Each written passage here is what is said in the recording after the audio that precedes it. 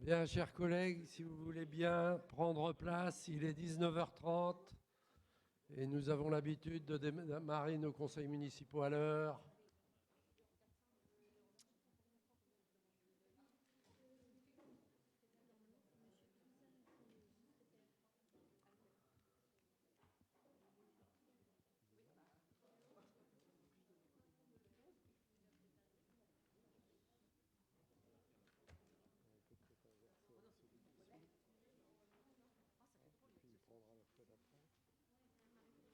Il n'est pas arrivé non plus.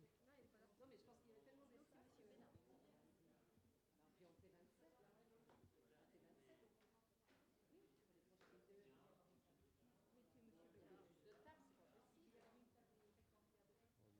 On travaille déjà beaucoup de l'art ce soir. Ah oui.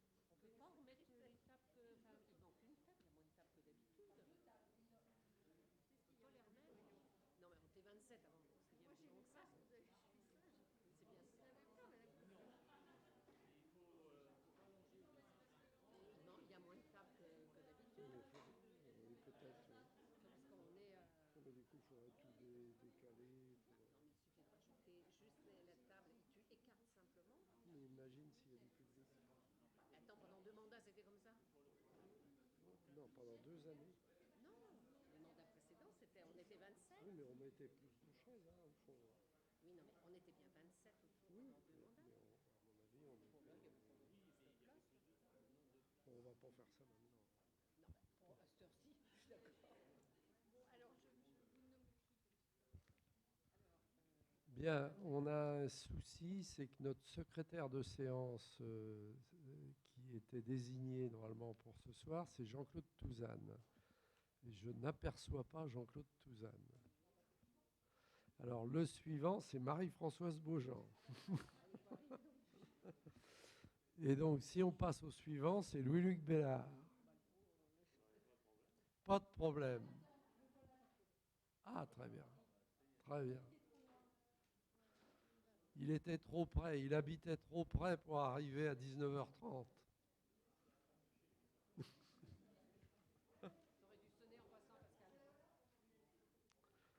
Bien, ben écoutez, je vous propose que nous commencions par l'appel. Alors,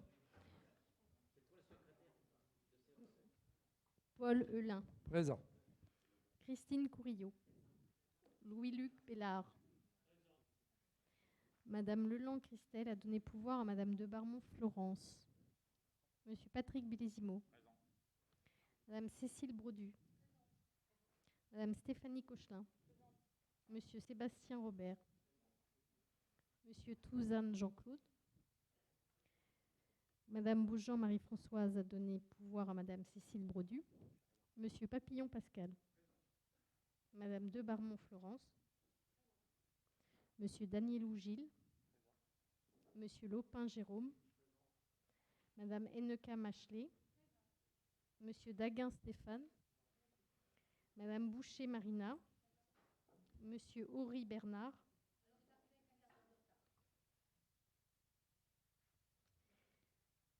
Madame Ouvrard Hélène. Elle arrive.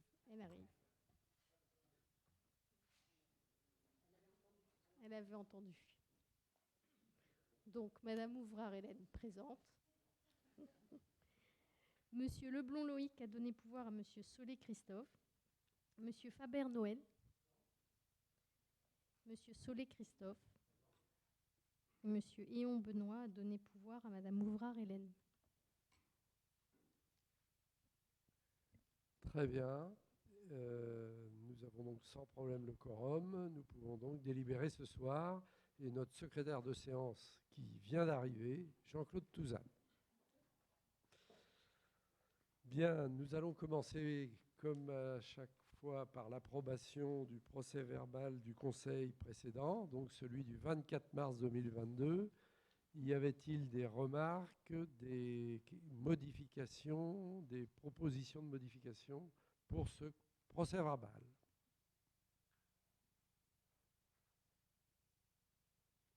Pas de remarques particulières?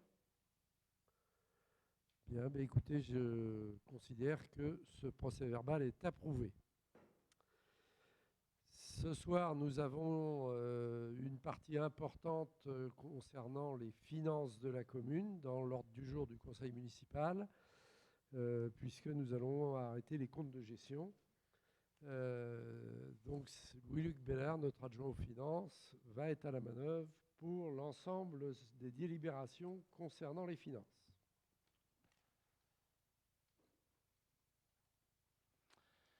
En fait, la manœuvre, c'est un peu fort. Je vais essayer de commenter, d'expliquer tout ce que je peux expliquer dans les notes qui vont être jointes, y compris ce que j'appelle le petit bouc jaune, là. Hein. Bien, donc nous sommes réunis pour étudier les finances de la commune et cette fois-ci à voter les comptes administratifs.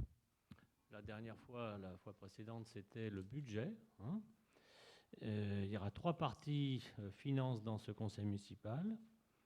Une première partie qui est l'approbation des comptes de gestion. Hein. C'est le receveur qui a établi, qui a vérifié les comptes et on doit approuver, lui, ce qu'il a écrit et dit. Hein. Je vous montrerai tout à l'heure où c'est inscrit dans le document. Et puis, une fois que nous aurons approuvé ces comptes de gestion, nous approuverons les comptes administratifs, les comptes de l'année passée. Sur le budget principal, les 3 budgets annexes. Et puis, comme dans toute entreprise, partout, on commence par approuver ceux qui nous sont censés nous certifier, nous vérifier. On approuve son rapport, on approuve nos comptes. Et ensuite, qu'est-ce qu'on fait du résultat? C'est l'affectation du résultat. C'est la 3e partie. Donc on va essayer d'aller assez vite, puisque à la différence du budget, on ne doit pas voter par chapitre, on vote globalement, hein, chaque budget, donc on pourra répondre à toutes les questions. Et puis, on attaque. Hein, voilà. Alors, la tradition, mais non seulement la tradition, mais la loi nous oblige à ce que le maire sorte à la fin de l'approbation des comptes de gestion pour le vote des comptes administratifs. Donc je demanderai à Paul tout à l'heure de bien, s'il veut bien, mais en tout cas, il n'aura pas le choix, en nom du conseil, de quitter la salle. Bien. L'approbation des comptes de gestion, c'est la rubrique numéro 2, 3 et 4. On commence le budget principal. Alors, je vous invite à aller, donc vous allez prendre votre document, hein, aller tout de suite, juste avant la page jaune. Vous voyez, il y a une petite feuillet jaune au milieu, là. Hein, voilà. Et juste avant, les 2 pages précédentes, il y a ce qu'on appelle le compte de gestion. Hein, c'est un extrait, c'est la pièce qui était jointe. Hein, et vous voyez comme ça, là. Vous retrouvez comme ça. Là, c'est bien, on voit le résultat de l'investissement et le résultat de fonctionnement. Je cite les 2 chiffres importants. Nous sommes à la page 22 sur 85. Je vous ai retrouvé. 772 330, le résultat d'investissement, et puis en fonctionnement 552 631, vous me pardonnerez des centimes. Donc voilà ce qu'a établi le receveur. Hein. Dans les pages précédentes, il y a plein d'annexes, hein, que vous pourrez feuilleter si vous souhaitez tout à l'heure. Hein. Bon. Ce qui est important de dire, c'est que la somme des 2 résultats, on voit le chiffre à droite. C'est un chiffre dont souvent les élus se targuent. J'ai gagné, le résultat de la commune, c'est 1 324 000 € cette année. Ça, c'est une interprétation. La mienne, c'est que de toute façon, c'est nécessaire pour financer la suite. Alors, il vous est proposé d'approuver le compte de gestion du budget commune, hein, le rapport, et vous le voyez, il y a le receveur, la page suivante, la page 85 sur 85, là. Il y a 2 receveurs, Théodore Ploner, inspecteur des finances publiques, et puis une dame, Valérie Beer, inspecteur divisionnaire, fille pour classe, je ne sais pas ce que ça veut dire, et qui a certifié les comptes de la commune. Voilà. Donc, êtes-vous d'accord d'approuver la certification des receveurs? C'est la question qui vous est posée. Paul, je te laisse faire voter. Il n'y a pas d'observation particulière parce que ça fait référence à tous les comptes qu'on a déjà votés les fois précédentes. Y a-t-il des oppositions à ce que nous approuvions le compte de gestion principal? Des abstentions? C'est approuvé. Bien, activité économique, on change, c'est un peu le même principe, hein. Vous prenez le feuillet jaune suivant, les 2 pages précédentes, hein. Il y en a une qui s'appelle page de signature. Dans le document officiel, en fait, les receveurs, ils ont signé les documents, hein. Vous voyez le résultat, on est page 23 sur 40, le résultat du budget d'activité économique, on reverra le détail après, hein. Il est négatif de moins 20 559. Hein. Voilà, toujours certifié. On voit sa certification derrière, à la page 40 sur 40, par les mêmes 2 inspecteurs des finances publiques. Il vous est proposé d'approuver le compte de gestion du budget d'activité économique certifié par le receveur. Donc, même exercice. Y a-t-il des oppositions à l'approbation de ce budget activité économique?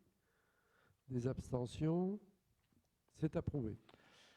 Le numéro 4, budget irrigation. Là, vous changez encore de page. Juste avant la page jaune, nous avons un résultat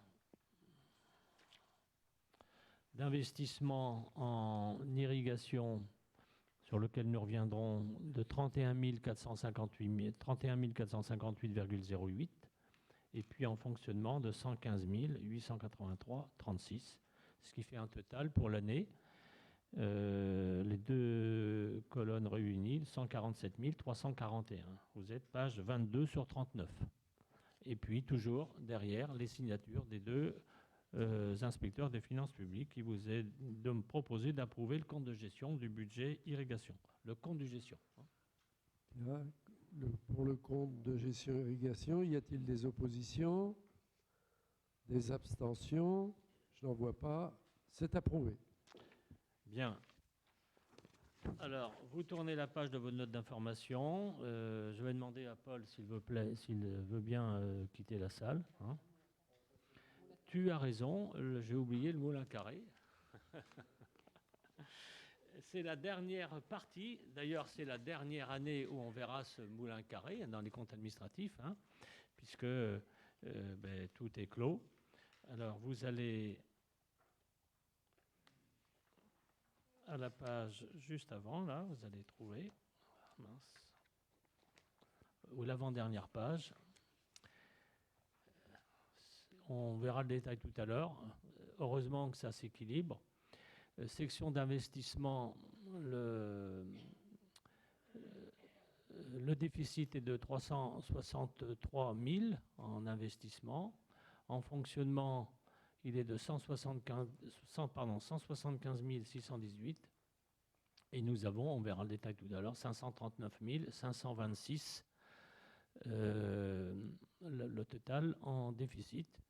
Évidemment, la somme est revenue dans le budget général, on verra tout à l'heure.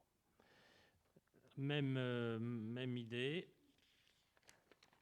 C'est signé par les 2 mêmes inspecteurs des finances publiques, Théodore Ploner et Valérie Biré. Bien. Y a-t-il des oppositions pour ce budget moulin carré dans sa dernière et ultime version? Pas d'opposition, pas d'abstention. C'est approuvé. Et maintenant, je veux bien sortir. Oui. Excuse-moi, Paul.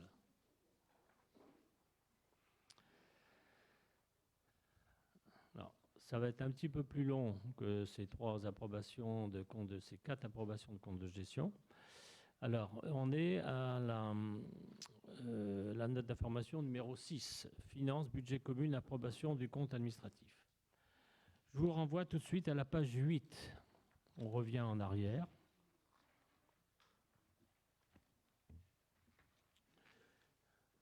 Où vous voyez les dépenses de fonctionnement et les recettes de fonctionnement. On n'a pas besoin de faire voter chaque ligne, hein, chaque chapitre, hein. Vous avez en dépenses de fonctionnement 2 939 611 000. Le détail, vous le verrez, vous l'avez très à la fois la page 8 et tous les détails sont dans les pages suivantes. de la page 13 à la page 16. Hein? On va prendre un seul exemple pour vous montrer ce qu'il en est. On est à la page 13. Ça vous donnera une explication. Ma foi, peut-être pas si neutre que ça, mais vous verrez. Nous sommes page 13. Les frais de nettoyage des locaux, hein, eh bien, la ligne 6283, 86 335,32. C'est un exemple. Si vous voulez le détail de la charge à caractère général qu'on lit sur la note d'information, eh bien, il y a ce détail-là. Vous voyez, il y a tous les détails les uns après les autres, si vous voulez savoir combien a coûté, voilà, et s'il y a des questions, bien, on pourra y répondre si besoin. Hein? Donc, dépenses de fonctionnement, 2 939 611 000, et les recettes de fonctionnement, principales étant les impôts et taxes. Hein. L'impôt et taxes, on voit la somme de 2 387 436,57 euros, ce qui fait un total de recettes de fonctionnement de 3 492 243. Et là, si vous voulez le détail, bien vous avez dans toutes les pages derrière ce qui est marqué. Ça, nous étions en fonctionnement. Si on s'attaque aux investissements, budget commun, on retrouve les mêmes tableaux sur le document, là, le même tableau que la note d'information, page 9, on retrouve exactement les mêmes chiffres, d'accord? Et les détails de toutes les dépenses et recettes d'investissement, il faut aller page 22 à 36, derrière. Vous voulez savoir combien on a dépensé de telle rubrique à telle rubrique, et c'est ensuite présenté par opération. Groupe scolaire, mairie, etc. Vous avez tous les détails des dépenses ventilées comme ça, hein, si vous voulez les retrouver. Le résultat alors je l'avais vu, on le voyait tout à l'heure, le résultat de fonctionnement 552 631, on le voit sur la note d'information en bas de la page 3, auquel on ajoute le report de l'exercice précédent, 758 579, le total 1 311 210, et on le verra tout à l'heure dans l'affectation du résultat.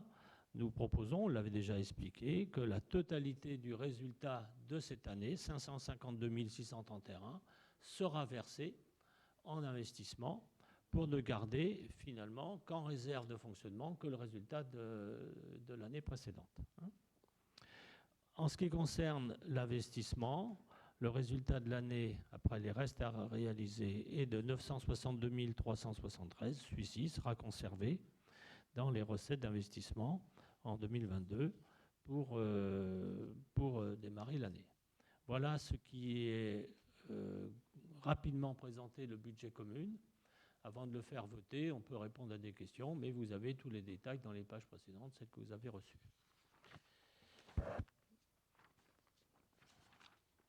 Donc, il vous est proposé d'approuver le compte administratif 2021 du budget commun, de reconnaître la sincérité des restes à réaliser et d'arrêter les résultats définitifs tels que résumés ci-dessus. Y a-t-il des questions avant de faire voter? Il n'y en a pas. Des oppositions? Des abstentions? Eh bien, vote du compte administratif à l'unanimité des membres présents. Je vous invite à vous rejoindre le paragraphe 7, la note 7, budget d'activité économique 2021. Alors, là, donc, on passe la petite page jaune, la première page jaune. Voilà. Ensuite, on va à la page 8 où on retrouve les mêmes chiffres que ceux qui sont présentés dans la note d'information.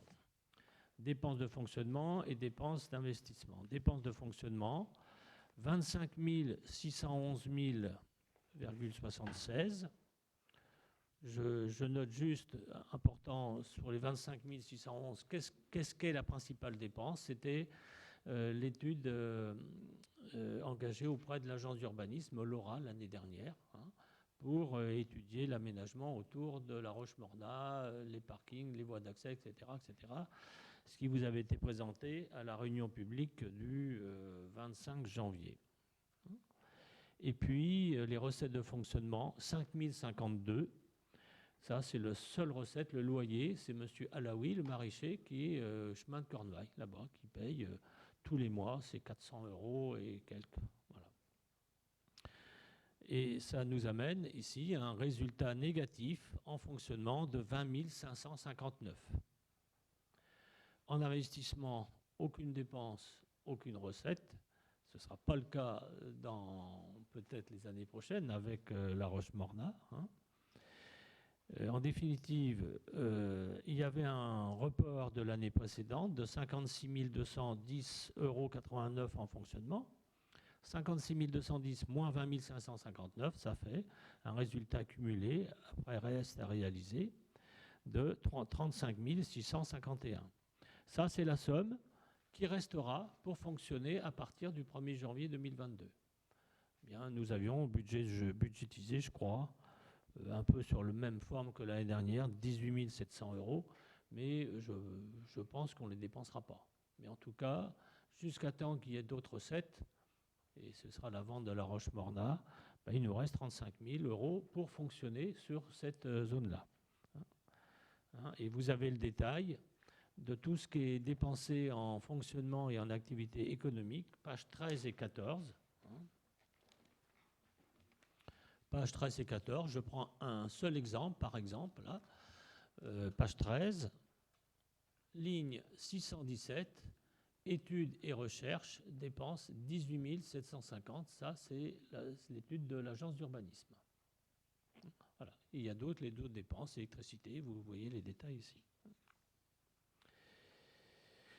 Donc, il vous est proposé d'approuver le compte administratif 2021 du budget d'activité économique et d'arrêter les résultats définitifs tels que résumés ci-dessus.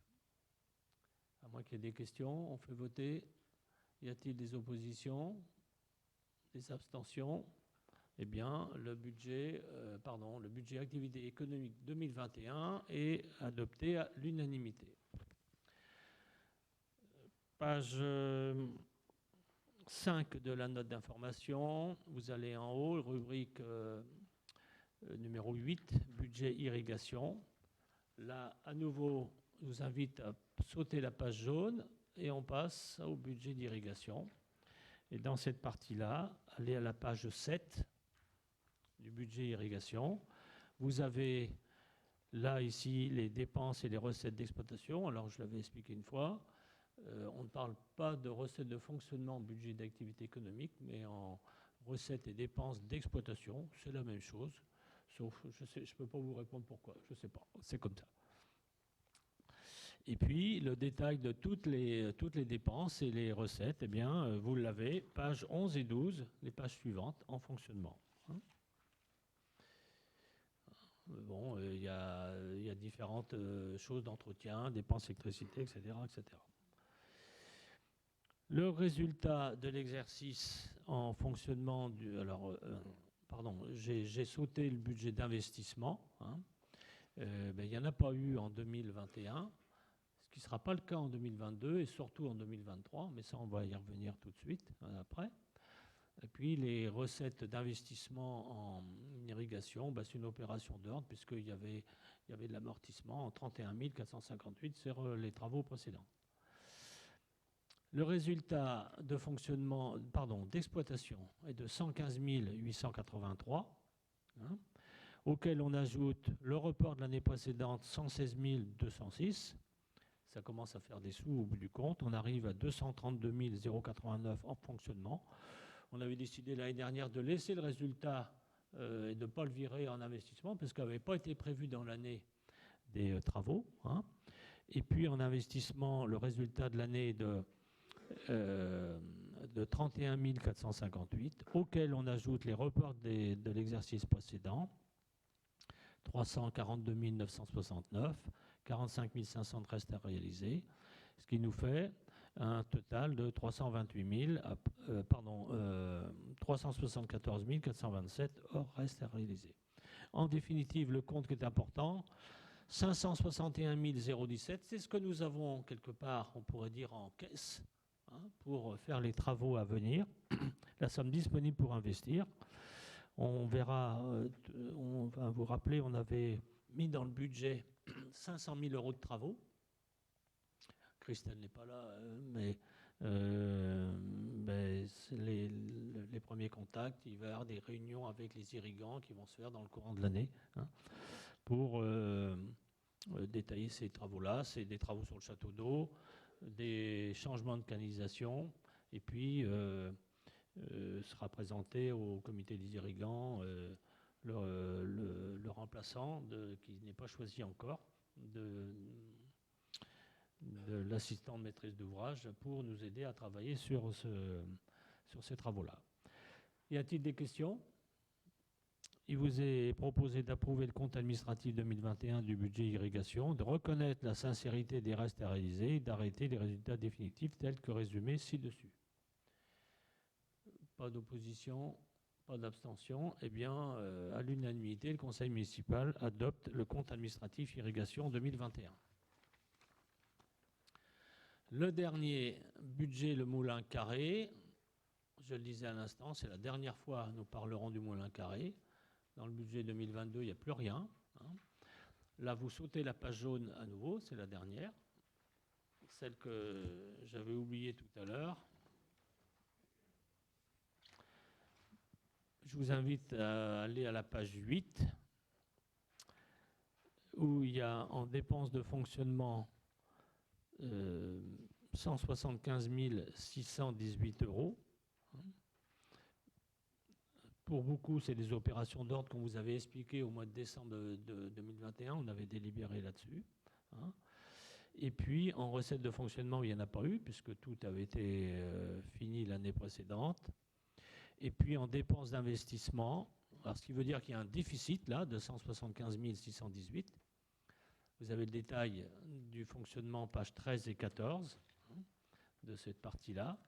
Et puis, en investissement, eh bien, on revient à la page 9, et le détail est pages 15 et 16, avec un déficit de 363 507. C'est la différence entre les 520 000 euros qui sont revenus dans le budget communal, on l'avait expliqué, et puis l'opération d'or de 156 000 euros.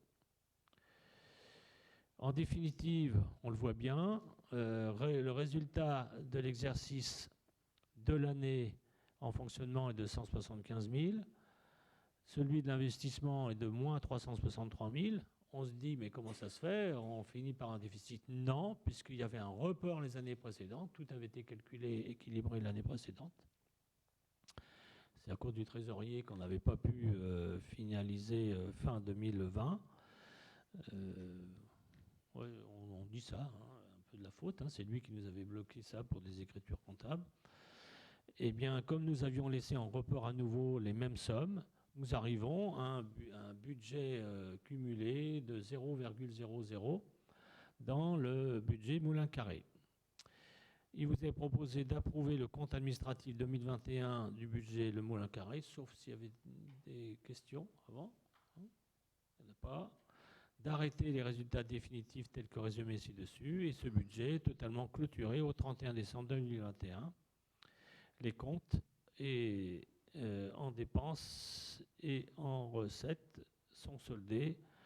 Nous avions délibéré au mois de décembre là-dessus. Pas d'opposition, pas d'abstention. Eh bien, à nouveau, les comptes administratifs du Moulin Carré sont votés à l'unanimité. Ensuite, on fait revenir le maire.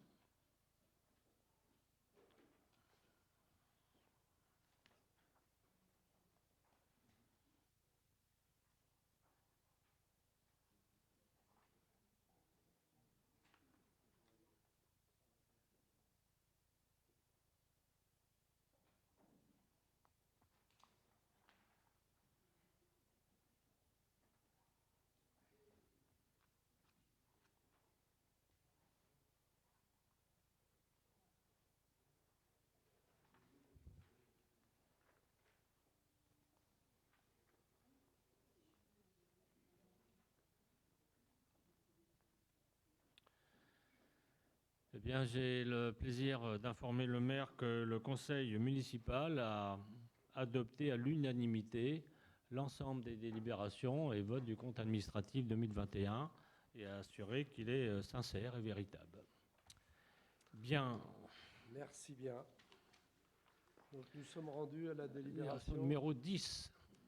numéro 10. L'affectation des résultats, il y en a 3 à suivre. Hein. Ça rejoint nos décisions du budget que nous avions prises au mois d'avril. Hein. Délibération numéro 10, l'exercice budget commun. Le résultat de fonctionnement à la clôture de l'exercice s'élève à 1 311 210 000. Hein. Le résultat d'investissement à la clôture de l'exercice 21 s'élève à 962 000. Et les restes à réaliser de l'exercice 2020 s'établissent à 55 822. En conséquence, il vous est proposé l'affectation du résultat suivant. Je l'expliquais tout à l'heure déjà. On garde en excédent de fonctionnement 758 580,96. Et puis, nous virons le résultat de l'année 2021 dans son intégralité. Les années précédentes, on avait partagé. Hein, on est libre d'ailleurs. Hein, on vire le résultat 2021 en investissement de 552 630. Et pour le résultat d'investissement, au financement de la section d'investissement en résultat reporté au compte R001 pour un montant de 962 973,16. Très bien. Bien, les choses vous ont donc été détaillées. Y a-t-il des oppositions pour ces affectations de résultats? Des abstentions? C'est approuvé. Très bien. Budget et activité économique. Oui. Même exercice. Même exercice. Le résultat de fonctionnement à la clôture 2021 est de 35 651,13. Celui d'investissement à la clôture s'élève à 33 290. On laisse en excédent de fonctionnement, c'est important puisqu'on va avoir des dépenses en 2022 et 2023 hein, de 35 651. On laisse. Il faut absolument le laisser puisque c'est là-dessus que ça impacte toutes nos dépenses quasiment. Et puis en excédent d'investissement de 33 290. Et puis, je le disais tout à l'heure, il nous faudra faire le point en 2023 sur les modalités de ce budget d'activité économique après la vente de la Roche-Morna. Bien. Y a-t-il des oppositions pour ces affectations du budget économique? J'en vois pas. Des abstentions? C'est approuvé à l'unanimité. Budget irrigation. Alors, même méthode. Le résultat d'exploitation, on l'a vu à l'instant, 232 089. Celui de l'investissement, 374 427. Et les restes à réaliser en investissement s'établissent à 45 500. Et il vous est proposé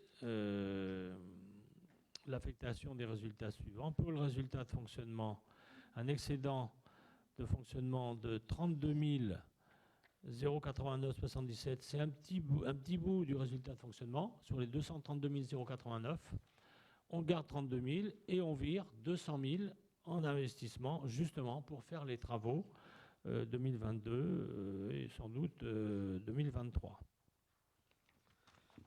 Bien. Et puis en investissement de l'autre côté, eh bien, le résultat de l'année, il est mis en report. Et c'est cette somme-là, vous voyez, les 200 000 qui vont être virés, là, plus les 374 000, eh bien, on aura 574 000 vraiment de disponibles à partir de maintenant pour commencer de dépenser, faire les travaux. Très bien. Y a-t-il des oppositions, des abstentions à cette affectation? J'en vois pas. C'est approuvé. Dernière délibération relative aux finances, une information sur l'exécution des marchés soldés ou en cours d'exécution au 31 décembre 2021. Donc là, vous avez dû aller voir en annexe la liste des marchés concernés hein, par l'année 2021. Nous avons eu des marchés de travaux avec la réalisation d'un arrosage automatique au niveau du stade de football pour un montant, toute taxe, de 49 496,11. Et nous avons eu un marché de maîtrise d'œuvre pour la rénovation thermique du groupe scolaire et du complexe sportif gémois pour un montant de 126 018 euros, toutes taxes comprises.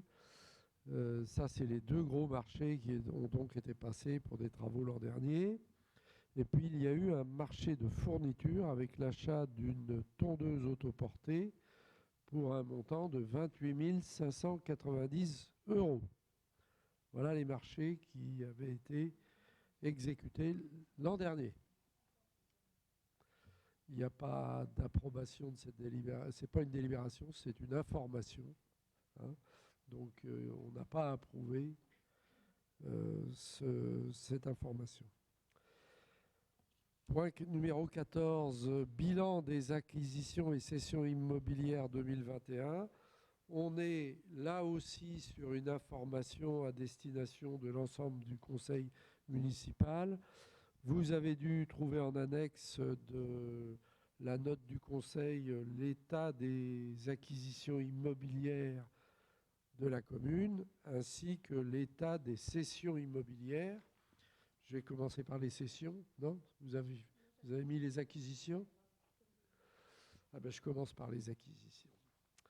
Alors, vous avez un certain nombre d'acquisitions qui remontent à des années assez anciennes, puisque la plus ancienne concerne une délibération de novembre 2016. Et elle concernait une parcelle en périphérie de la résidence de l'Écrin. C'est même 3 parcelles qui avaient été acquises pour une valeur symbolique d'1 euro, mais pour lequel l'acte serait toujours en cours. Est-ce qu'on a des informations là-dessus, Louis-Luc ? Écoutez, pardon. La première acquisition de parcelles qui date de 2016. Non. Moi, j'ai pas cherché. Pas d'informations. J'ai pas d'informations. J'ai d'autres informations plus loin, mais sur celle-ci, non, je pensais. On a une autre parcelle rue Toussaint-Chaloux dont l'acquisition date de 2017, là aussi pour 1 euro symbolique, dont l'acte serait toujours en cours. On a 2 parcelles qui se situent chemin du Frêne et dont les propriétaires sont soit les amis des scouts, soit les scouts et guides de France. Alors là, je pense, Luc, que tu as des informations.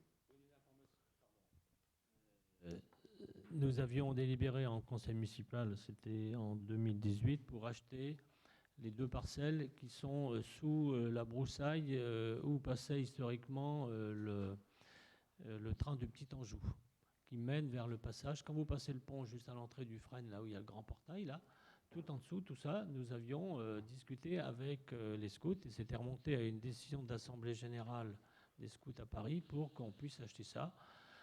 Et notre idée était à l'époque de rénover, de débroussailler, d'en faire un terrain paysager et pourquoi pas trouver des étudiants tout à côté pour faire des travaux expérimentaux. Nous avions contacté le Frêne, on avait fait une réunion, on en a reparlé, je ne sais plus, il y a peut-être 1 an quand il y a eu une séance de travail avec le Frêne. Sauf que cette partie-là, elle est classée, hein, et les Bâtiments de France nous avaient exigé à l'époque des aménagements somptueux qui est hors de portée de nous. Donc, on n'avait pas donné suite, mais pour autant, nous étions acheteurs toujours de ces 2 parcelles au scout. C'était pas très cher, quelques centaines. Le prix est marqué d'ailleurs ? Oui. 816 et 564. Donc on a relancé, alors c'est vrai que depuis plusieurs mois, depuis l'automne, on ne s'en est pas occupé, relancé le notaire qui était en charge de ça et c'est toujours pas fait. Mais notre intention est bien d'aller au bout, de mener, d'être propriétaire de ça. Ce sera peut-être un fardeau pour nous, mais en tout cas, un de ces jours, on viendra nous chercher parce qu'on a laissé la broussaille envahir complètement ce terrain qui peut être assez joli d'ailleurs, hein, parce que les Bâtiments de France nous met des beaux escaliers en descente, là, etc. etc. Ben, quand nous serons plus riches, on fera ça, mais dans l'immédiat, on achètera. Et c'est bien de nous relancer là-dessus. On a 2 parcelles chemin du Chêne qui appartiennent au consort Vigan, pour lequel nous avions pris une délibération le 25 mai 2021. Alors, là, une information importante. Dans les médias, cette opération ne va pas pouvoir se faire. Puisque quand nous avions délibéré, nous étions en possession d'un compromis de vente sous seing privé qui avait été signé en mairie, avec un des frères qui avait dit « j'ai affirmé que que j'ai les pouvoirs ». Nous, on n'avait pas vérifié tous les pouvoirs de son frère, mais même s'il l'avait donné à ce moment-là, il a changé d'avis au moment de la convocation chez le notaire. Et il a dit « ah ben non, non, moi je me suis renseigné, on avait convenu l'acheter, c'était signé comme ça, à 2,50 €, c'était une valeur estimée par la SAFER, la valeur voilà, terre naturelle, c'est classé comme ça, et lui il en voulait 10 fois plus. Alors nous on a dit bah, c'est même pas la peine, je ne reviendrai surtout pas devant le conseil municipal pour acheter à 25 €, donc c'est en l'état. Et juridiquement, je crois que si on abandonne, il faudra redélibérer pour abandonner, c'est ça, Voilà. Donc c'est une information, c'est toujours en cours, mais je ne cite pas le prénom, mais ils sont 2 frères, une sœur et la maman qui est à l'EHPAD. Eh bien, il y en a un des frères qui subitement a changé d'avis et c'est terminé. Voilà. Très bien. Nous avons une parcelle pour laquelle nous avions pris une délibération le 4 mars 2021 au Bois de l'Épau qui appartenait à M. Baudouin et dont la commune s'est portée acquéreur pour 43 472,10 €. Là, cette acquisition a été conclue devant notaire le 29 juillet 2021. Nous avons une parcelle qui concerne une maison d'habitation au 19 route des Ponts-de-Cé, pour lequel la commune avait exercé son droit de préemption, qui appartenait à la famille Boussicot, et la commune a acheté devant notaire le 30 juillet 2021 pour la somme de 142 781,03 €. Je vous rappelle que cette parcelle est destinée à un équipement petite enfance dont nous aurons à reparler prochainement. Et enfin, nous avons acquis des parcelles, c'est donc avec une délibération là, qui date du 7 février 2017, c'est assez ancien. C'est rue du Stade et 16 route de Buchmen. C'était donc pour 1 € symbolique et c'est passé devant notaire le 29 mars 2021. Lotissement du Clos Fleury, tout au fond par derrière, là, il y avait des raccordements de trottoirs et la commune s'était portée acquéreur. En fait, on n'a pas essayé, c'est Rousseau qui nous avait proposé ça pour 1 € symbolique. Non, au contraire, c'est nous qui recédions, je crois. C'est ça. Non ? Non, c'est plutôt nous qui achetions. Non, voilà, c'était ça, pour 1 €, oui. C'est ça. L'histoire de trottoir, etc. Sinon, au niveau des cessions, nous avons essentiellement les cessions que nous avons faites à Alter Public dans le cadre du projet de la Jolivetterie par délibération du 15 septembre 2021. Pour une somme de 4 200 €, ça concernait, je crois, un fossé. Le fossé, l'ancien fossé qui était dans le milieu. Alter avait espéré, on l'avait expliqué, nous l'acheter pour l'euro symbolique et nous on avait dit maintenant on le fait estimer et on le vend 4 200 €. Voilà pour les cessions et les acquisitions. Est-ce qu'il y avait des remarques, des questions sur ces informations? Je n'en vois pas. Eh bien, écoutez, je vous propose que nous passions à la délibération numéro 15. Et là, nous changeons de sujet puisque nous allons parler de la vie scolaire avec la contribution communale aux dépenses de fonctionnement pour l'école privée Dominique Savio. C'est bien ça. Donc au mois de février dernier, lors du conseil municipal du 24 février, On a voté une délibération concernant cette contribution communale aux dépenses de fonctionnement de l'école Dominique Savio. Et si vous vous souvenez, à ce moment-là, je vous avais signalé que les chiffres n'étaient pas ceux qui seraient versés effectivement, puisqu'en fait, on n'avait pas reçu de la part de la trésorerie les montants, les coûts exacts par élève. Donc là, maintenant, on est en mesure de pouvoir voter la délibération avec la somme exacte. Donc le réajustement a été calculé. Donc pour 2020, en 2020, le coût moyen d'un élève à l'école publique en maternelle était de 1 300,70 € et 24 centimes. Et en 2021, il est de 1 712 € et 75 centimes. Pour un élève en préélémentaire, il était de 467,23 € et il passe à 496,04 € en 2021. Ce coût moyen, après, est multiplié par le nombre d'élèves à l'école Dominique Savio qui sont domiciliés sur la commune. Et donc, ce qui fait que le montant global pour l'année est de 104 720,92 €.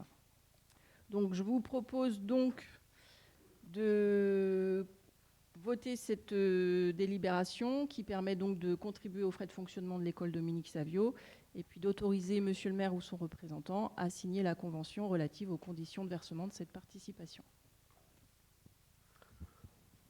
On peut souligner que la subvention du coût pour l'école privée Dominique Savio va progresser cette année d'environ 15 000 €. Alors, je n'ai pas les chiffres exacts, mais c'est à peu près ça, oui. C'est à peu près ça. Oui, hein. c'est à peu près ça. Donc, ce qui va être une très bonne nouvelle pour le trésorier de l'organisme de gestion de l'école privée. Voilà. Il vous est demandé donc d'approuver ces tarifs qui vont être appliqués pour 2022. Y a-t-il des remarques, des oppositions, des abstentions? C'est approuvé. Délibération numéro 16, c'est une délibération importante que nous allons prendre ce soir et qui concerne l'instauration d'une tarification sociale pour la restauration scolaire à Saint-James-sur-Loire. Stéphanie.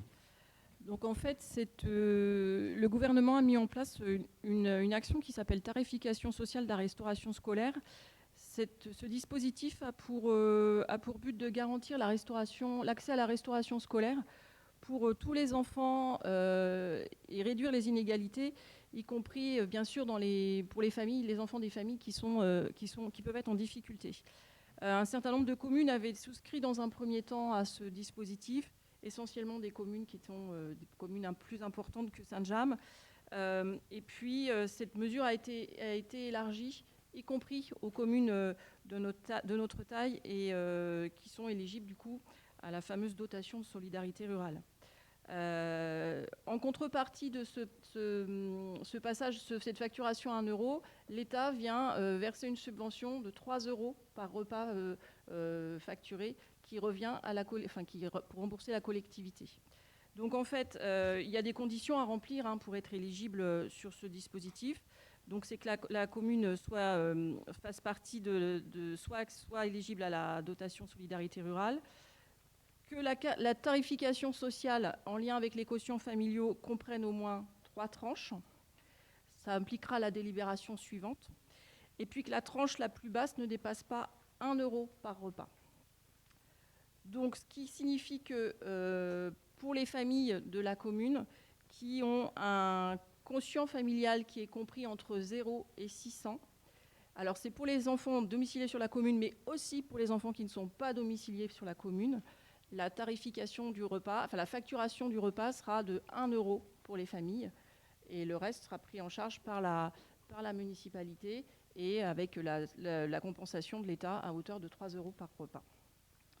Ça se mettra en place, on vous propose de mettre ça en place à partir du 1er septembre 2022 jusqu'au vote d'une nouvelle délibération. Et donc, on vous propose donc de voter cette délibération et d'autoriser monsieur le maire ou son représentant à signer tous les documents qui constituent ce dossier.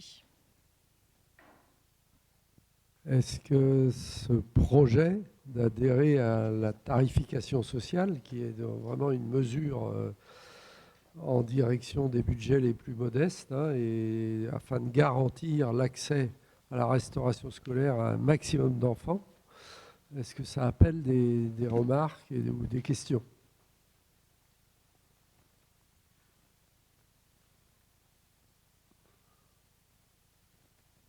Pas de questions.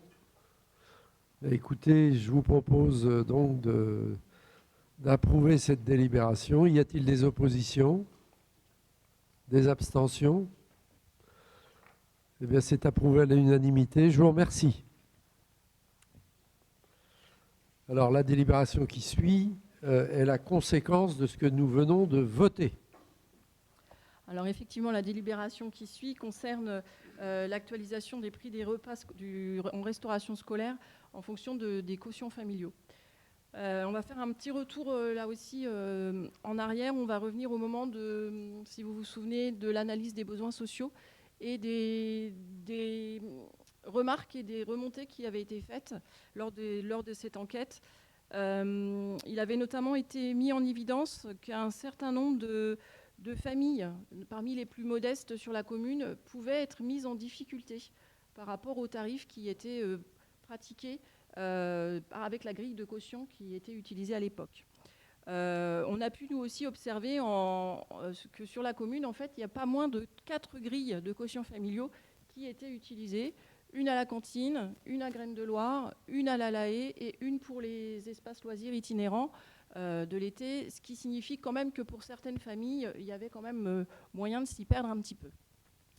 Donc en fait, l'idée a été d'homogénéiser les grilles afin de permettre tout d'abord plus d'équité et de solidarité aussi entre les familles, et puis aussi prendre en compte évidemment les familles les plus modestes. On sait pertinemment que pour la période est compliquée, et notamment pour les familles qui sont économiquement avec des revenus plus modestes. Donc on vous propose, on a fait un travail autour des quotients. Alors on a travaillé le pôle enfance-jeunesse, mais aussi le pôle solidarité sur cette question. On a aussi regardé un petit peu ce qui se passait dans les communes environnantes et à quoi ressemblait leur grille. Hein. On a regardé sur les Ponts-de-Cé, on a regardé sur Bouchemaine, on a pris d'autres communes aussi. Et puis, alors en plus, avec l'idée de la tarification sociale de la cantine à 1 €, on vous propose, notre réflexion nous a conduit à la grille qui vous est proposée ici. Donc sur cette grille, vous avez d'un côté les tarifs tels qu'ils sont actuellement, avec les quotients tels qu'ils sont utilisés actuellement. Donc vous voyez que tous les quotients sont compris entre 0 et 850. Effectivement, il y a un tarif qui est progressif, mais au-delà de 850, une famille qui a un quotient de 850 ou une famille qui a un quotient de 1000 ou de 1500 ou de 2000 ou au-delà, eh bien le tarif était le même. Donc en fait, l'idée a été de retravailler sur les tranches pour avoir des tranches qui correspondent, qui soient le plus près possible de la réalité des besoins des familles et des revenus des familles. Du coup, cette grille, elle apparaît, vous voyez aussi un tarif commune et un tarif hors commune, puisqu'on accueille aussi des enfants qui ne sont pas domiciliés sur la commune, notamment par exemple dans la classe Ulysse. Et puis cette grille, vous voyez 2 nouveautés aussi dans cette grille. Une ligne qui apparaît qui s'appelle sans quotient, parce qu'en fait, malgré les nombreuses demandes et relances, tous les ans, on a des familles qui ne fournissent pas leurs attestations de quotient. Donc là, évidemment, il y aura des relances, mais au bout d'un certain temps, on ne pourra pas relancer tout le temps ces familles. Donc la décision a été prise d'appliquer un tarif spécifique. Et puis, il y a aussi une ligne qui s'appelle droit de panier. Donc ça aussi, c'est une nouveauté. En fait, c'est une ligne qui concerne les familles dont les enfants intolérants, en tout cas, bénéficient d'un PAI, d'un plan d'accompagnement individualisé. Alors, effectivement, ce sont en règle générale des enfants qui ont des intolérances alimentaires ou des allergies alimentaires et qui apportent leur propre repas. Donc en fait, les familles fournissent le repas. Il y a tout un protocole, c'est signé par le médecin scolaire. Il y a tout un protocole qui est en place et qui doit être respecté. Le repas est fourni par la famille. Alors évidemment, il n'y a pas de frais de repas, mais par contre, il n'y a pas de coût alimentaire. mais il y a des frais de personnel, il y a des frais pour réchauffer les plats, etc., d'accompagnement de l'enfant. Donc on a décidé de mettre ces frais-là sur une somme de 1 euro. Voilà. Pour information, moi je peux vous donner quand même comme élément que le coût repas qui est facturé par Papillote et compagnie, c'est à peu près 2,50 €. Il y a un tarif un peu... 2,50 €, c'est le tarif élémentaire. Ça doit être 2,38 €, je crois, en maternelle. Et puis pour les adultes, je ne l'ai plus en tête, mais c'est 4 et quelques. Et puis pour la collectivité, il faut savoir que le coût du repas, c'est un peu plus de 6,50 €. Et là, c'est pour l'instant sans le calcul des fluides, puisque évidemment, ça varie pas mal, quoi. Donc on est autour de ça. Donc on vous propose de mettre en place cette grille à partir du 1er septembre 2022, jusqu'à ce qu'on vote une nouvelle délibération dans ce sens. Donc je vous propose de voter. Très bien, Stéphanie. Les explications, je pense, ont été assez claires. Y a-t-il des questions? Oui. Dans la mesure où les élèves des dispositifs Ulysse ne choisissent pas leur école, s'ils viennent d'autres communes, c'est pas de leur faute, ils n'ont pas le choix en fait, à vrai dire. Est-ce qu'il ne pourrait pas y avoir une exception pour eux, c'est-à-dire qu'on leur applique le tarif de la commune? Alors c'est une question que l'on a eue, c'est un débat que l'on a eu au sein du bureau municipal.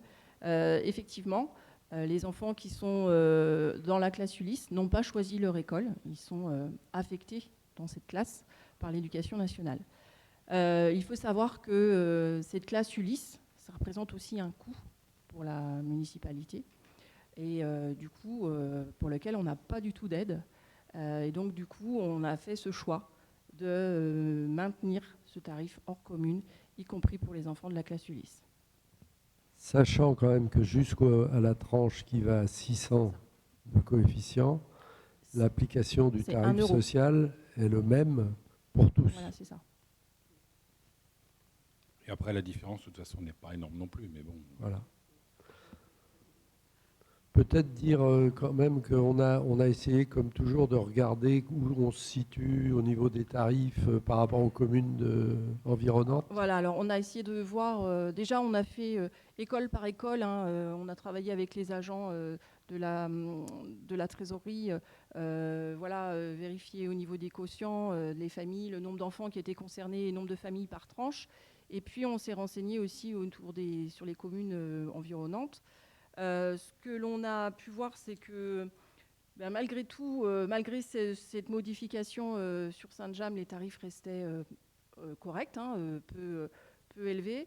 On a aussi eu l'exemple là très récemment d'une commune qui est assez proche de nous, qui s'appelle Saint-Lambert-la-Poterie, qui a fait le choix. Alors, ils avaient besoin de retravailler cette question des quotients familiaux. Ils n'ont pas retravaillé sur les tranches, mais ils ont mis en place ce qui s'appelle un taux d'effort. Et en fait, en utilisant ce taux d'effort, eh bien, les tarifs les plus bas chez eux sont à 1,92 € le repas. Donc, ils ne font pas partie, évidemment, du dispositif tarification sociale. Mais bon, ce qui montre que, malgré tout, on arrive à maintenir des coûts qui restent, j'ai envie de dire, moindres, même si ça peut, dans un budget familial, effectivement, ça compte quand même, quoi.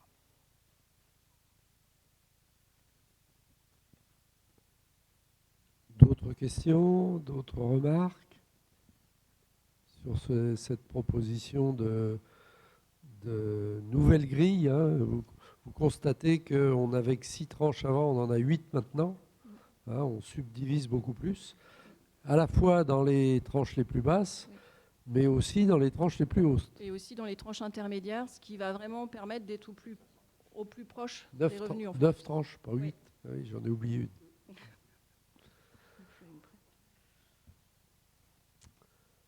Très bien, mais écoutez, s'il n'y a pas d'autres questions sur cette délibération, je vous propose que nous l'approuvions. Y a-t-il des oppositions? Des abstentions? C'est approuvé à l'unanimité. Délibération numéro 18, ça concerne toujours la restauration scolaire avec le marché de fourniture qui nous concerne. Voilà, donc en fait, il s'agit de reconduire pour une année le marché public avec la société Alrest, plus communément appelée Papillote et compagnie. Donc ce marché comprend la livraison des repas en liaison froide sur les sites de restauration, donc c'est-à-dire à l'école Dominique Savio et à l'école des Grands Jardins. La prestation démarrera le premier jour de l'année scolaire, donc 1er septembre, autour du 1er septembre 2022-2023 et jusqu'au 31 août 2023. Une information que j'ai quand même envie de vous donner et qui est toute récente puisqu'elle date du dernier conseil d'administration de Papillote et compagnie. Donc ça devait être le 26 avril de mémoire. L'année qui vient de s'écouler, les tarifs avaient été diminués. En fait, le prix des repas facturés était moins élevé pour les collectivités, ce qui va pas être le cas visiblement, enfin même très certainement l'année prochaine, puisqu'ils sont dans l'obligation, ils se voient dans l'obligation continue de la conjoncture économique et de l'augmentation notamment des fluides et des énergies, de répertorier cette augmentation sur le coût du repas.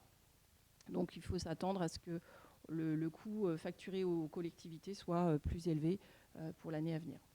Pour l'instant, je n'ai pas les chiffres, mais on a déjà été un petit peu... on a été avertis de cela, quoi.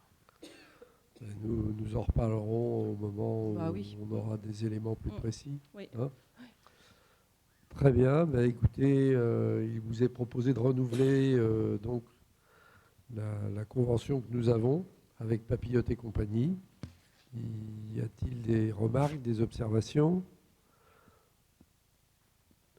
Nous avons dernièrement été tester la qualité des repas avec Madame la directrice générale des services.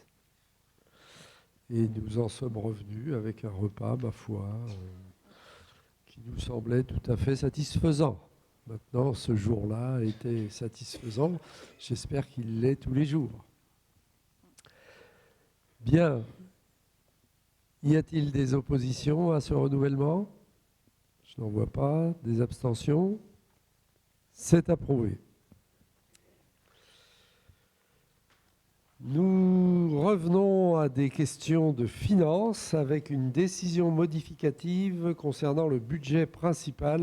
Louis-Luc. Donc, nous avions voté le budget au mois d'avril et puis le conseil municipal suivant, à nouveau une délibération modificative du budget.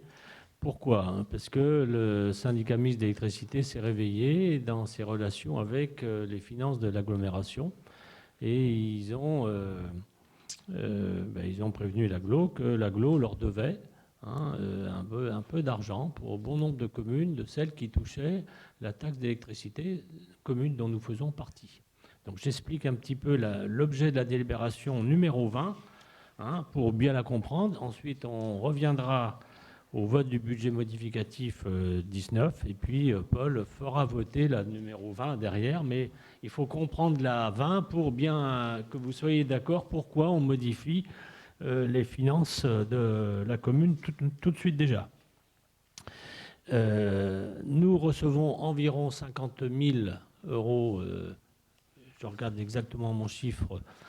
En 2021, nous avons reçu 54 881. En 2022, on a budgétisé 52 000.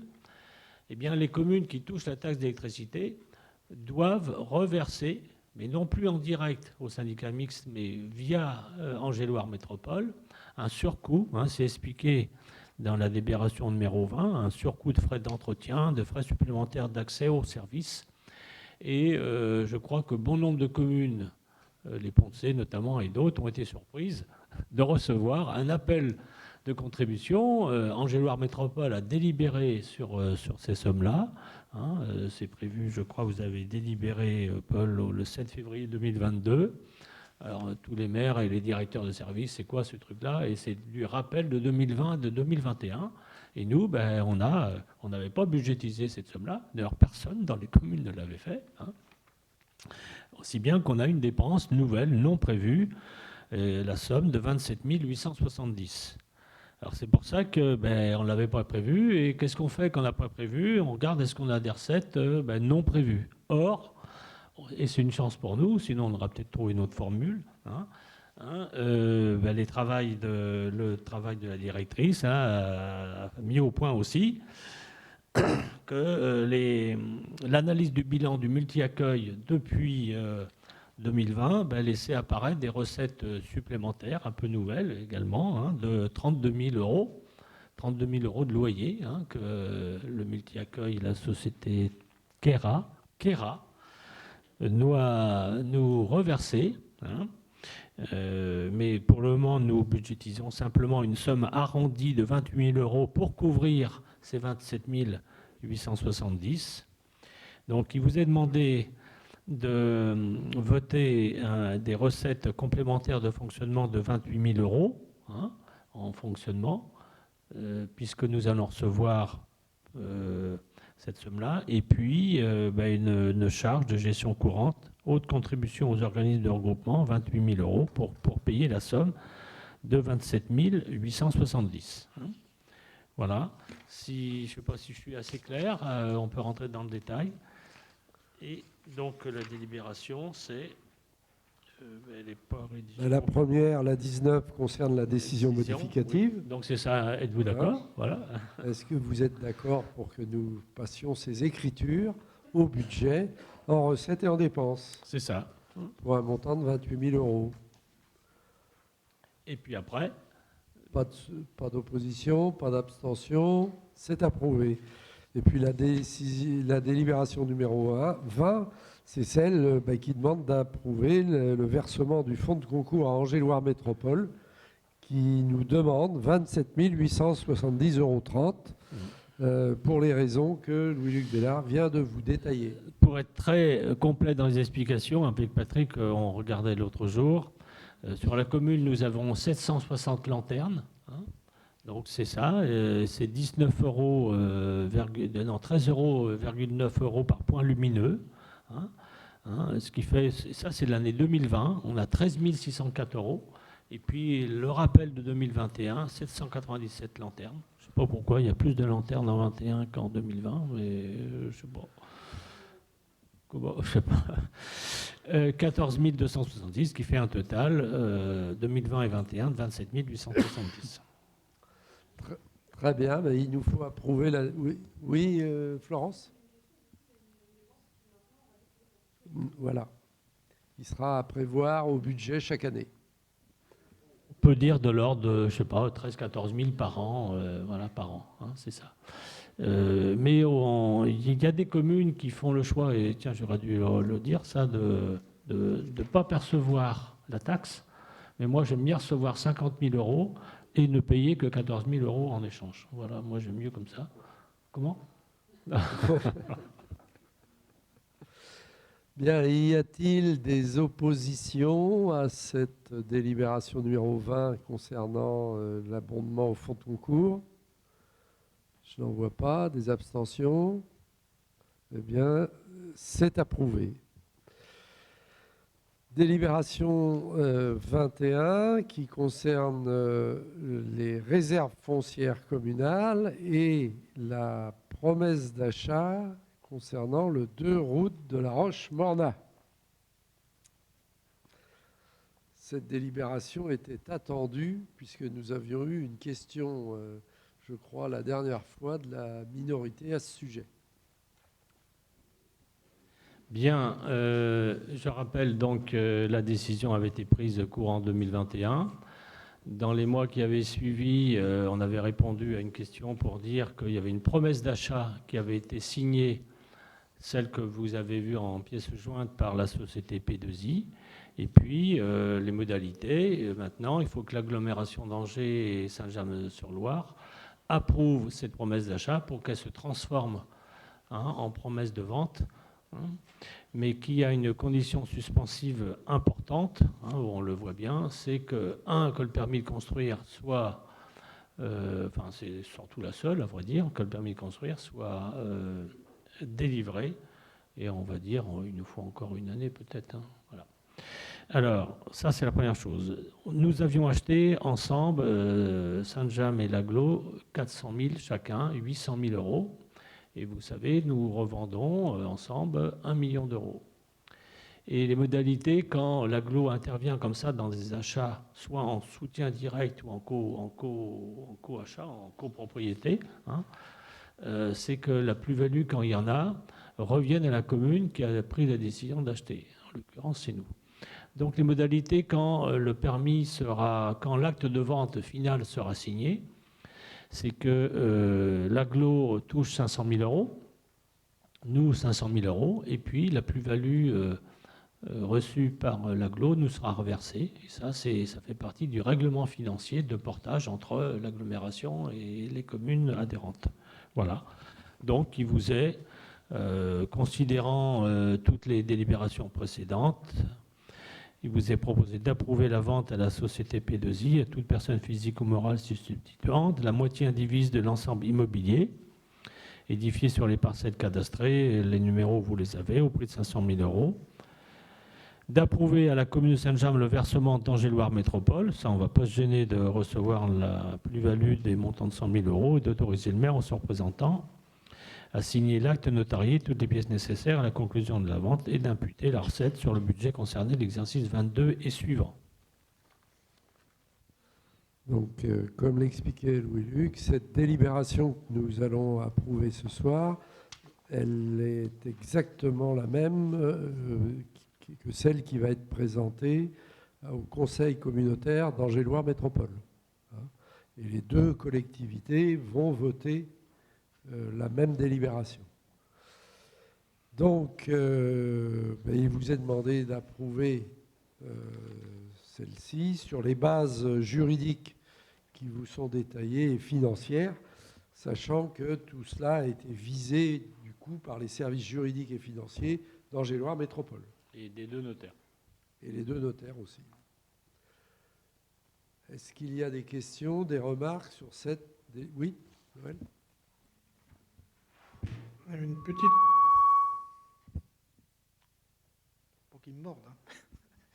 Une petite question sur le fond et sur la forme. Sur le fond, concernant la promesse d'achat qui a été jointe donc en pièce annexe, il est indiqué...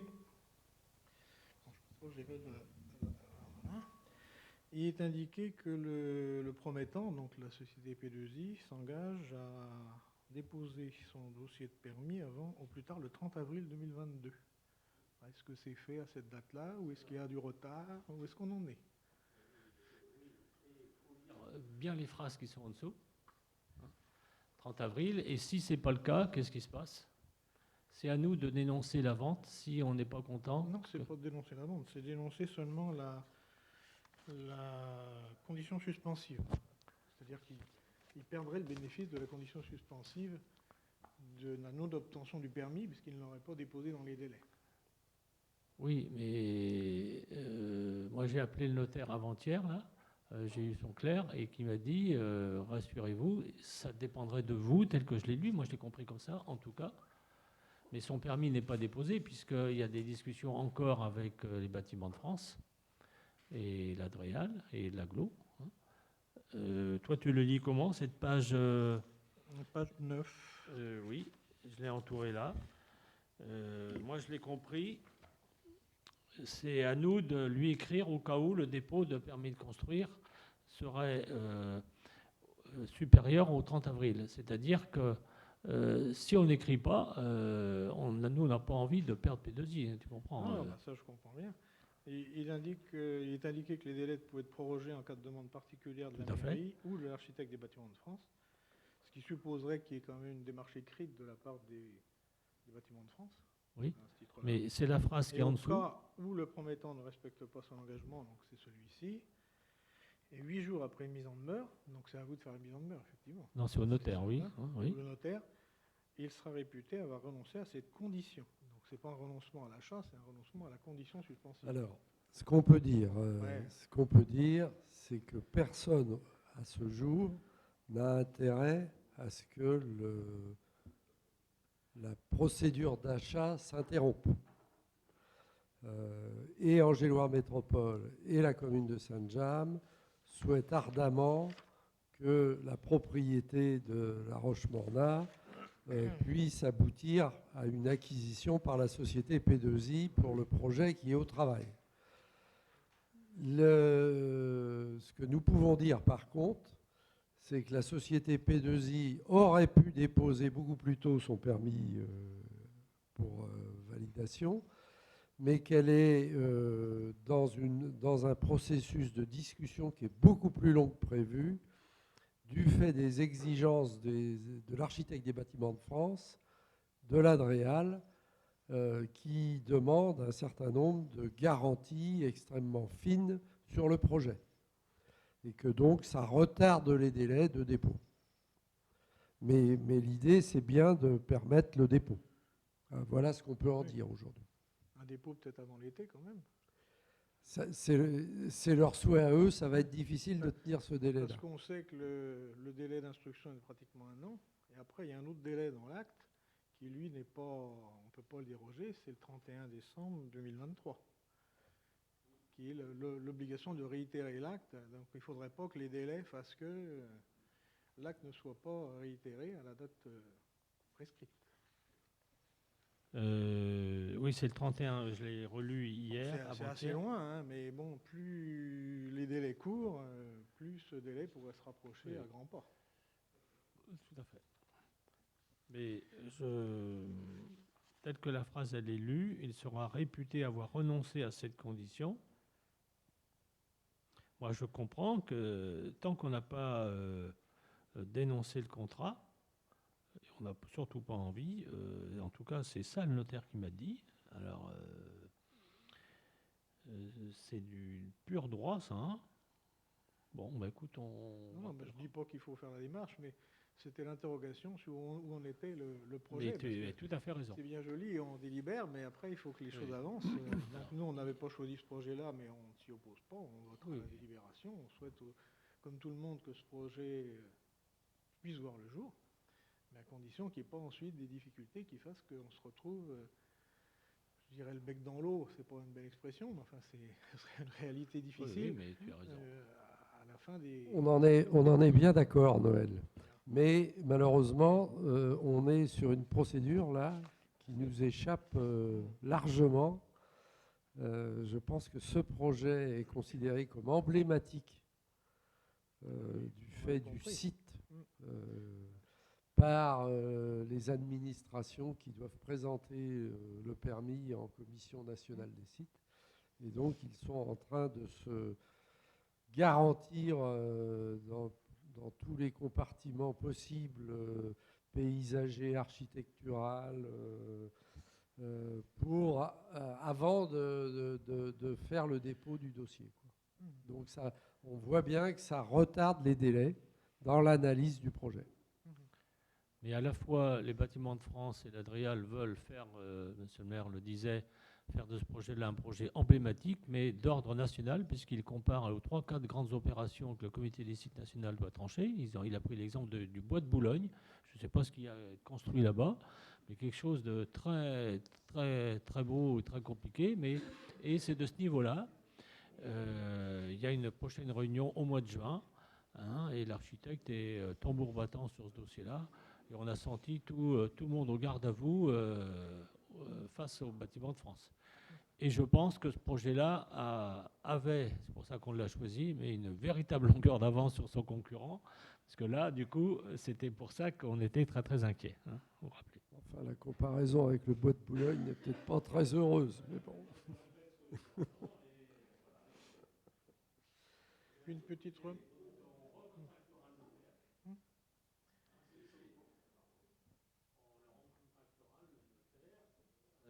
Puisque c'est normal qu'on doit donner les réponses précises sur ce truc-là.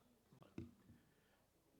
Puis j'avais une petite remarque plus sur la forme, c'était sur la délibération qui vise des actes qui ne nous concernent pas, parce que ce sont ceux d'Angéloire Métropole, où je pense que c'est la même délibération qui doit être prise d'Angéloire Métropole, mais viser la délibération qui donne la délégation à la commission permanente pour ce qui nous concerne, je ne pense pas que ça a un impact réelle, et puis la promesse, l'avis de la commission aménagement développement du territoire.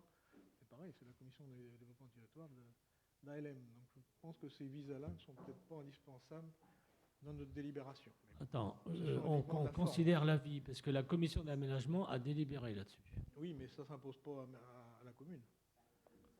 Oui, mais Il n'y a pas de commission d'aménagement quand Saint-Jean. nous sommes deux vendeurs et on est en indivision, avant qu'il y en ait un qui décide, on s'assure que l'autre il soit bien d'accord. Oui, mais à ce moment-là, il faudrait viser carrément la délibération de la commission permanente. Ce qui est fait, ça a été fait lundi dernier. Oui, ben justement. Ouais. Ce serait plus ça qui serait logique. Ah oui, tu Ce aurais serait viser oui, la décision finale de l'agglo pour que nous, on délibère, mais plus que les actes préalables que l'agglo a dû prendre pour décider. oui. C'est vraiment de pure forme. D'accord. Et puis on approuve, c'est non seulement c'est pas nous décider de l'agglo doit nous reverser les 100 000, mais on approuve le fait de recevoir. C'est pour ça que c'est rédigé comme ça. C'est peut-être pas bien rédigé, mais De toute façon, qui peut le plus peut le moins, donc il vaut mieux plus de mentions que moins pour être sûr que nous, on n'oublie personne. Bien. Eh bien, écoutez, il vous est demandé par contre d'approuver cette délibération. Y a-t-il des oppositions? Des abstentions? La délibération est donc approuvée. Délibération numéro 22 qui concerne un avenant au marché concernant l'accueil de loisirs associés à l'école. Stéphanie. En fait, le marché de l'Alaïe donc est géré par la FOL et on vous demande de voter un deuxième avenant à ce marché initial. On doit voter un avenant parce que en fait, il y a une augmentation importante du coût global, notamment par rapport au montant initial du marché. Malgré le confinement et malgré la situation sanitaire en 2019, il faut savoir que le volume d'heures à l'Alaïe ont augmenté de 49%. Il s'agit des heures effectuées par les animateurs. Cette augmentation, elle s'explique par trois manières, en fait, de trois manières. Le premier élément, la hausse du coût du personnel qui a été due au taux d'encadrement qui était beaucoup plus important pendant la pandémie avec le suivi des protocoles, puisqu'il fallait un animateur pour 3 à 4 enfants maximum. Donc, évidemment, tous les niveaux et tous les enfants n'étaient pas présents en même temps. Il n'empêche que ça a eu un impact important sur le nombre d'animateurs qu'il a fallu avoir sur le site. Le deuxième élément, c'est la baisse de la participation des usagers en raison de la fermeture sur cette période. Et donc la participation des familles a été moins importante. La participation financière, elle est 4 500 € moins élevée. Mais du coup, ce coût-là se reporte, est absorbé par la collectivité. Et puis le troisième élément, souvenez-vous, en juin 2020, au moment du déconfinement et du retour en classe des élèves, on avait pris la décision de mettre en place le dispositif 2S2C, donc santé, sport, culture, citoyenneté, qui avait permis aux enfants de revenir sur le temps, alors de tous revenir en temps scolaire, par moitié d'effectifs, une moitié en classe et les autres moitiés des effectifs étaient accueillis par des animateurs. Ce dispositif a fonctionné sur la commune pendant 3 semaines. Il était subventionné, pour rappel, par l'État à hauteur de 110 € par groupe de 15 enfants. Il faut savoir que ça nous a permis à ce moment-là de faire revenir 85% des élèves qui étaient scolarisés dans les 2 écoles. 85% des élèves ont pu revenir. Alors à l'époque, les petites sections n'avaient pas de retour à l'école, mais c'était de la moyenne section au CM2. Donc évidemment, tout ça, ça représente un coût qui explique cette augmentation, qui nécessite du coup qu'on fasse un avenant, puisque au-delà de 4% d'augmentation par rapport au marché initial, il faut passer un avenant. Donc là, on est évidemment bien au-dessus des chiffres. Alors vous constatez qu'on parle de données qui datent de 2020. C'est un avenant que nous avons attendu longtemps parce que la Fédération des œuvres laïques avait du mal à le mettre en forme et donc on l'a reçu tout dernièrement. Oui, c'est ça. Voilà. On a même aidé à sa rédaction. hein. Donc, en fait, nous votons une hausse de notre contribution pour le fonctionnement de la LAE du fait de tout ce qui s'est joué pendant la crise sanitaire en 2020. C'est ça. Vous avez d'ailleurs dans la délibération la hausse aussi du volume des heures faites auprès des enfants depuis 2016. Ça donne aussi une indication du succès qu'a cet accueil de loisirs auprès des enfants de la commune. Bien. Est-ce qu'il y a des remarques, des questions? Je n'en vois pas. Oui, Jean-Claude? La question, c'est simplement de savoir si on entend bien que la situation est extrêmement difficile pour eux, mais comme pour tout le monde. Moi, la question que j'ai, c'est est-ce qu'on doit être les seuls à en avoir les conséquences quand même? Parce que là, 22%, ça me paraît quand même énorme, quoi. Enfin, voilà.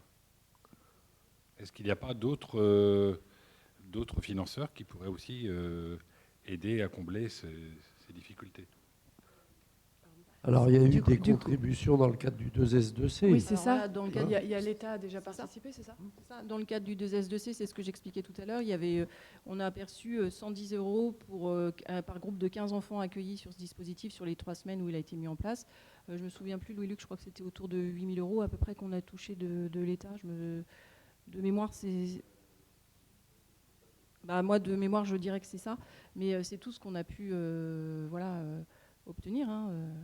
Le reste, et en plus, ce qu'il faut savoir, c'est que par rapport aux 2S2C, la FOL a fonctionné, a fait aussi un calcul spécifique à Saint-James, puisqu'ils sont sur le site, puisque au niveau des produits d'entretien, il y avait une mutualisation qui a été faite avec les locaux scolaires, et du coup, il y a plein de choses qui ne sont pas présentes dans les coûts. Si on était vraiment au coût réel, ce serait encore bien supérieur. J'entends bien pour les 2S2C, mais c'est vrai que c'est... Ah non, là, je te parle sur la totalité des... Non, mais ma question, elle est plus générale, c'est-à-dire que ça ne concerne pas que la commune de Saint-Jean, mais comment la FOL peut aller chercher des subventions supplémentaires ailleurs que dans les communes? Parce que c'est peut-être une question à leur retourner quand même. Alors, je pense que les gestionnaires d'accueil de loisirs ont tous été aussi impactés par la crise sanitaire. Ce qui se conjugue aussi quand même à notre niveau, c'est que depuis quelques années, on est dans une croissance permanente de la fréquentation. Des effectifs. Et que, du coup, il y a des ajustements d'équipes d'animateurs qui sont permanentes, quoi, hein. Donc là, ils ont des frais de personnel en plus. Bien. Je vous propose que nous approuvions cette délibération il est temps, parce que ça fait maintenant presque 2 ans que les dépenses sont faites. Y a-t-il des oppositions? Des abstentions? C'est approuvé. Délibération 23, adhésion à un groupement de commandes pour la mise en place d'un environnement numérique. C'est toujours toi, Stéphanie. Alors, iPrimo, on en a parlé il y a quelques mois de ça. C'est en fait un espace numérique de travail. Alors, c'est l'équivalent de Illico dans les collèges. Mais là, iPrimo, ça s'adresse aux écoles élémentaires publiques. En fait, il s'agit d'un espace qui permet l'accès à un certain nombre de services numériques, le cahier de texte, les devoirs, les notes, des informations. Et cet espace, il est accessible aux enseignants et aux familles. Donc, pendant la crise sanitaire notamment, les espaces numériques ont été beaucoup utilisés par les enseignants et les familles. Et du coup, il est proposé d'adhérer, en fait, de signer une convention pour nous permettre d'adhérer à un groupement de commandes qui permettrait d'obtenir la mise en place de cet espace numérique, d'avoir cet espace numérique de travail à un coût moindre, puisque ça revient à peu près à 1 € par élève. Donc, ce qu'on vous propose, c'est d'autoriser monsieur le maire à signer cette convention qui nous permettra de participer à ce groupement de commandes. Y a-t-il des questions sur cette proposition? c'est un outil numérique nécessaire? Visiblement, oui, il a l'air nécessaire. En tout cas, ce qui est certain, c'est que c'est aussi, c'est un peu le petit frère d'Illico. C'est aussi peut-être l'occasion pour les familles des enfants qui sont en élémentaire de se familiariser aussi avec ce que va être l'arrivée au collège. Et puis, du coup, là, au collège, ça prend une autre dimension, ces espaces-là. Les enseignants disent aussi que c'est un outil pratique et intéressant dans l'échange, dans la communication, dans pouvoir suivre aussi pour les familles et pour les enseignants, pouvoir suivre l'élève. Donc voilà, on propose de participer aussi, d'installer aussi. Précision, ça va concerner aussi l'enseignement privé sous contrat. Donc les deux. Voilà. Ah, bah ça, je n'ai pas l'information. Très bien. Ben, écoutez, il vous est proposé d'approuver cette délibération. Y a-t-il des oppositions? Des abstentions? C'est approuvé. Alors, nous changeons enfin de registre et nous allons vers la culture pour parler des Journées du patrimoine et d'une subvention exceptionnelle auprès d'un organisme privé. Cécile. Oui, la société Boule de Fort va proposer pour les prochaines Journées du patrimoine au mois de septembre une animation sur la commune et nous sollicite donc pour une subvention exceptionnelle de 200 €. Il va y avoir une exposition au sein de la société de Boule de Fort. Je vous propose donc d'accepter de leur fournir une subvention de 200 € à titre exceptionnel. Donc c'est une exposition... Une exposition d'artistes gémois, peintres, sculpteurs, puis une animation, comme ils ont déjà fait. Ils proposeront aussi une animation pendant l'été. Enfin, ils sont assez... c'est un partenaire qui cherche vraiment à animer la vie de la commune, à animer la vie sociale et culturelle. Et pour les Journées du patrimoine, alors sachez que l'hôpital psychiatrique proposera aussi des animations. Mais là, c'est vraiment en lien avec du patrimoine culturel, puisque les Boules de Fort, c'est vraiment très, très local. Et ça permet une animation sur la commune. Très bien.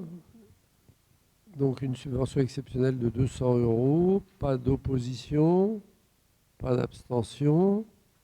C'est approuvé. Au niveau des décisions prises par le maire dépassant 4 000 €, il n'y en a pas. Comment? J'ai fait très attention. Il n'y avait pas de questions en provenance de la minorité pour cette fois-ci. Hein. Donc nous allons faire une pause. Quelques informations de fin de conseil municipal. Tout d'abord, adresser tous nos remerciements à toutes celles et ceux qui nous ont aidés à l'organisation et à la tenue des bureaux de vote pour les élections présidentielles, premier et deuxième tour. Hein, vous avez tous été sollicités et on va recommencer de toute façon au mois de juin pour les élections législatives. Redire quand même que la participation à Saint-James a été tout à fait satisfaisante, puisque pour les deux tours, nous avons dépassé les 80% de taux de participation à cette élection. D'autres choses à dire sur les élections, Madame Courillo? Non, je pense que globalement, ça s'est bien déroulé, qu'il n'y avait pas de difficultés majeures. On n'a pas rencontré, tout s'est bien passé globalement. Des petites attentions, peut-être que je redis quand même, que je disais en BM l'autre soir.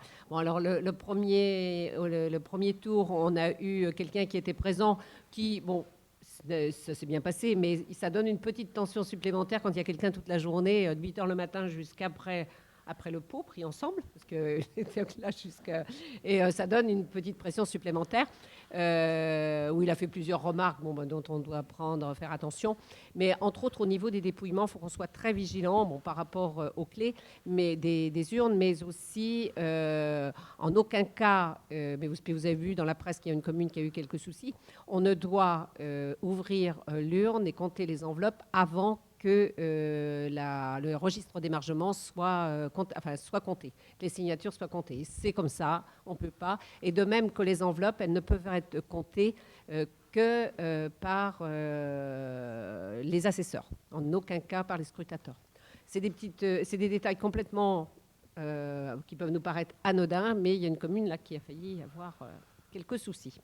Voilà, c'est des petits détails, mais nous, ça s'est bien passé, mais il faut qu'on renouvelle et qu'on rappelle les consignes. Donc, nous y ferons très attention aux prochaines élections.